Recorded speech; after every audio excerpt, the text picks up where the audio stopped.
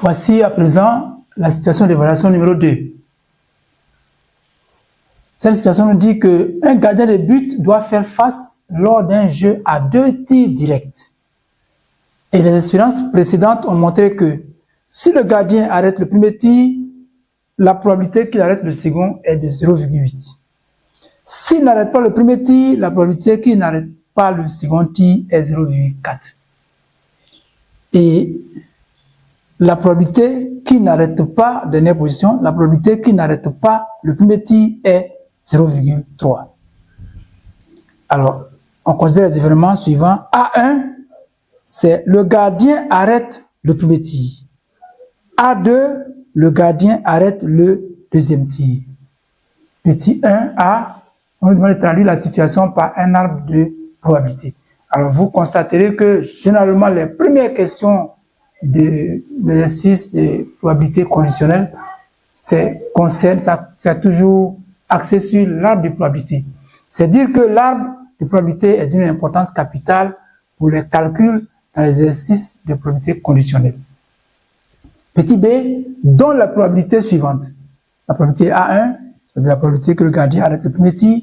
La probabilité A2 sachant A1 bar et la probabilité A2 sachant A1. 2A démontre que la probabilité que le gardien arrête les 2 tirs est de 0,56. Ça veut dire qu'il arrête le premier et le second. Petit b, calcule la probabilité que le gardien n'arrête pas le premier tir et qu'il arrête le second tir. Petit c, justifie que la probabilité qu'il arrête le second tir est de 0,74. 3. Justifie que les événements A1 et A2 ne sont pas indépendants. Nous allons voir la correction. Corriger maintenant cet exercice d'évaluation numéro 2, cette situation d'évaluation numéro 2. La première question nous demande de traduire la situation par un arbre de choix, un arbre de probabilité. Donc, un A, arbre de probabilité. Traduisant la situation. Donc, quand le gardien fait face au tir, alors, il commence par le premier tir avant d'accéder au second tir. Alors, le premier tir, alors, ou bien le gardien l'arrête, donc on dira que l'événement A1 est réalisé, ou il n'arrive pas à arrêter, et puis le joueur marque, là on dira que l'événement A1 n'est pas réalisé, donc ça fait A1 bar. Alors quand il arrête le premier tir, alors s'il arrête aussi le second tir, on dira que l'événement A2 est réalisé, sachant que A1 est réalisé. Ou bien il peut ne pas arrêter le second tir, bien qu'ayant arrêté le premier tir. Ici également, s'il n'arrête pas le premier tir, il peut néanmoins arrêter le second, ou bien il peut ne pas arrêter le second. Ça va faire donc A2 bar. Et l'énoncé nous dit que la probabilité que le gardien n'arrête pas le premier tir est de 0,3, donc ça fait la probabilité de A1 bar. Donc ici, P de A1 bar, l'énoncé nous l'a donné 0,3. S'il n'arrête pas, non, s'il arrête le premier tir, ça veut dire que si l'événement A est réalisé, la probabilité qu'il arrête aussi le second tir est de 0,8. Donc ça, c'est la probabilité de A2 sachant A1. Alors on dit que ça fait 0,8. Et la probabilité qu'il n'arrête pas le second tir lorsqu'il n'a pas pu arrêter le premier tir est de 0,4. Donc P de A1, A2 bar sachant A1, ça fait 0,4. Ce qui fait que la probabilité qu'il arrête le premier tir va se déduire de celle qui n'arrête pas le premier tir, puisque les deux éléments sont contraires. Ça va faire 1 moins 0,3, ça fait donc 0,7. Donc P de A1, ça fait 0,7. Ici, sachant qu'il a arrêté le premier tir, la probabilité qu'il arrête le second étant de 0,8, alors la probabilité qu'il n'arrête pas le second Donc, P de A2 bar, sachant A1, ça va faire donc 1 moins 0,8, soit encore 0,2.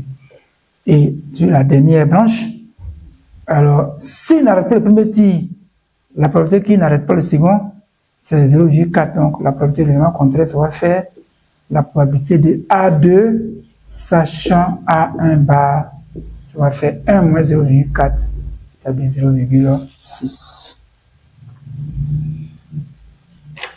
Alors ici, si nous prenons le premier chemin qui conduit à l'événement A1 et A2, nous avons l'événement A1 inter A2, qui correspond à l'événement le gardien arrête le premier tir et le second tir, c'est-à-dire les deux tirs. L'événement A1 et A2 bar, ça fait donc A1 inter A2 bar. C'est-à-dire le gardien arrête le premier tir et n'arrête pas le second. Ici, c'est l'événement A1 bar et A2, c'est-à-dire le gardien n'arrête pas le premier tir, mais arrête le second. Alors, enfin,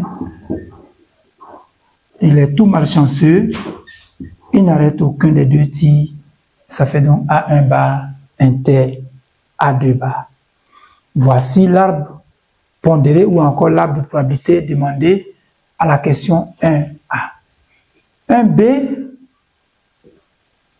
alors, on nous demande de donner les probabilités, donnons les probabilités.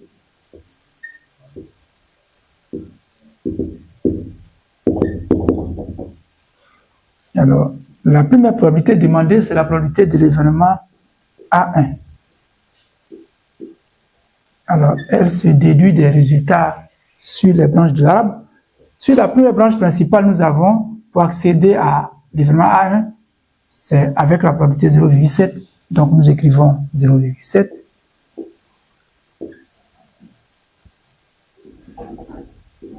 La probabilité suivante, c'est la probabilité de A2 sachant A1 bar.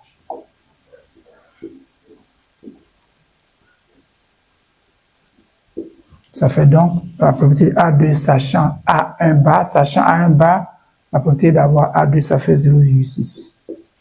Et enfin, la probabilité de A2 sachant A1, la probabilité d'avoir A2, donc ça nous donne 0,8. Alors voici respectivement les trois probabilités demandées à la question 1B. Nous passons alors à la question 2A. La question montrait que la probabilité que le gardien arrête les deux tirs est de 0,56. Qu'est-ce que cela veut dire que le gardien arrête les deux tirs? Nous nous référons à l'arbre. L'arbre nous informe que pour que le gardien arrête le premier tir, c'est l'événement A1. Et qu'il arrête le second tir, c'est l'événement A2. Et donc, arrêter les deux tirs, ça sous-entend qu'il arrête le premier et le second tir, c'est-à-dire l'événement A1 inter A2. Donc, on nous demande de démontrer simplement que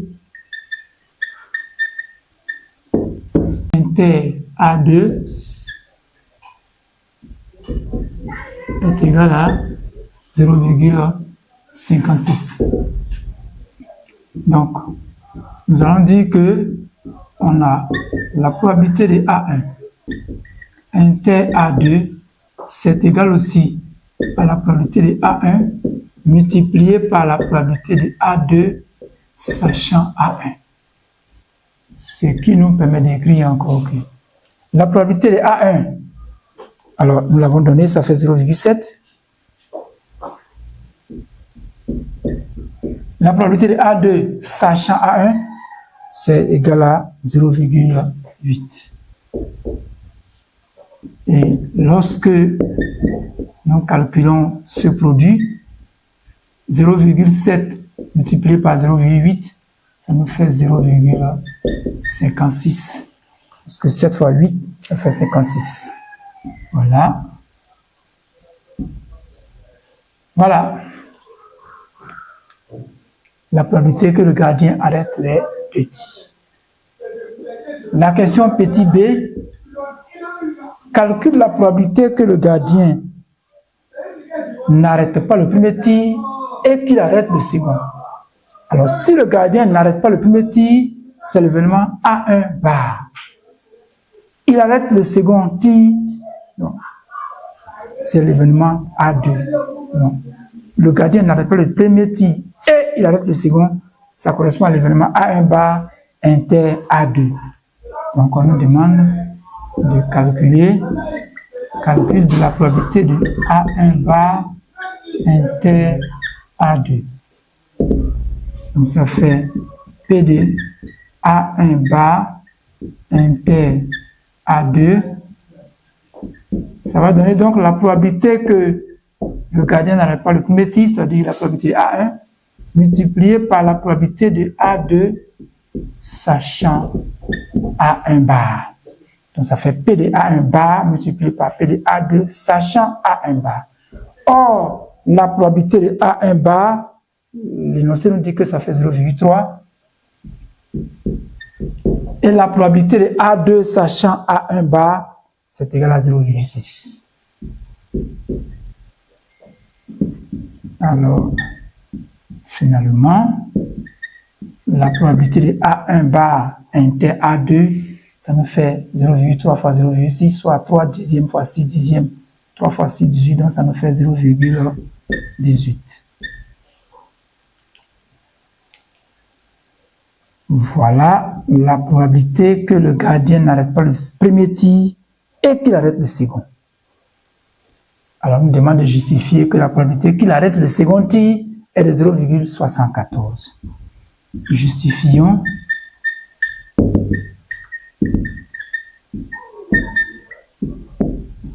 Alors, le fait que le gardien arrête le second tir, donc l'événement, le gardien arrête le second tir, c'est l'événement A2. Donc, on nous demande de justifier que la probabilité de A2 est égale à 0,74. On va dire que d'après la formule des probabilités totales, on a, donc je vais écrire, d'après la formule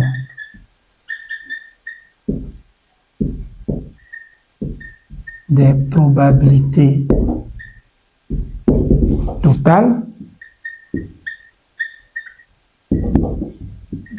on a P de A2, la probabilité de l'événement A2, donc, c'est égal à la probabilité de A1 inter A2, parce que l'événement A2 se retrouve dans A1 inter 2, puisqu'il se retrouve également dans A1 bar inter A2, plus la probabilité de A1 bar inter A2. Donc, nous allons faire cette somme. Et comme chacune des deux probabilités a été calculée précédemment, ça nous donne 0,56 plus 0,18.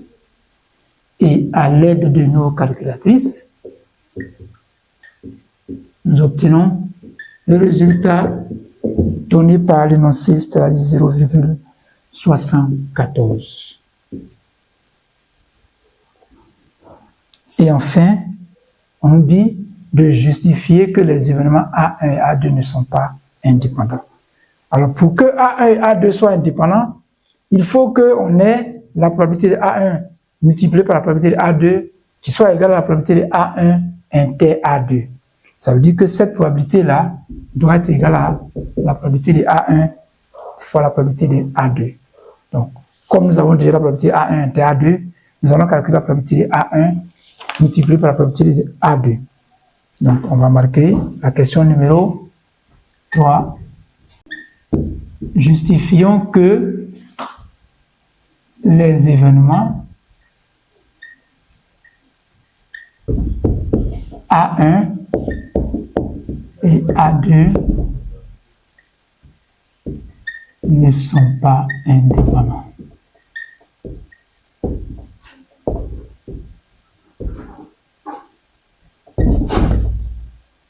Alors, on va dire que on a P de A1 multiplié par P de A2, donc la probabilité A1 fois la probabilité A2. La probabilité de A1, là on dit que ça fait 0,7 multiplié par la probabilité de A2, on l'a obtenu, ça fait 0,74, ça nous a donné. Alors, cette probabilité-là nous donne 0,518. Or, la probabilité de A1 inter A2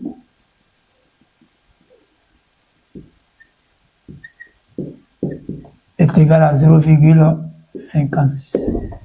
Puisque 0,56 n'est pas égal à 0,518, on va dire que la probabilité de A1 inter A2 est différente de la probabilité de A1 multiplié par la probabilité de A2. Alors, nous pouvons conclure que les événements A1 et A2 ne sont pas indépendants. Ne sont pas indépendants. Ça veut dire simplement que ces deux événements sont liés. Autrement dit, la réalisation de l'événement A1 influence celle de A2 et vice-versa. Voilà, de façon ramassée, les éléments que nous devions donner comme éléments de réponse à la situation d'évaluation numéro 2. Merci pour votre attention.